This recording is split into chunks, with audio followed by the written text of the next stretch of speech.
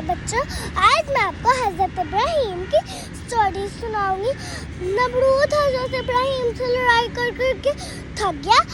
उन्होंने हज़रत इब्राहीम को छोड़ दिया और हज़रत इब्राहीम को बुलाया और कहा कि मैं तुम्हारे खुदा से जंग करना चाहता हूँ। जब हज़रत इब्राहीम जाकर अल्लाह से दुआ मांगी कि अल्लाह ताला नमरूद आपसे जंग करना चाहता है, अल्लाह ताला ने कहा कि ठीक है, मैं रेडी हूँ।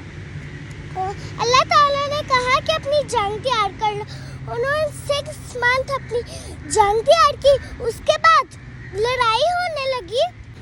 अल्लाह ताला अपनी सबसे छोटी मखलूक, इतने उनके जानवर है, उसमें से सबसे छोटी मखलूक मच्छर को भेजा और सारे मच्छर आ गए। और एक मच्छर ने बताओ क्या किया, वो नमरूद के कान में चला गया और उसके दिमाग में आ गया। 40 साल वो सब लोगों को कहता रहा, मेरे यहाँ जूती मारो, मेरे यहाँ जूती मारो। खुद अपने आप को जूती मार रहा था। तो फिर 40 साल के बाद वो मर गया। जज़ाकुमुल्लाह।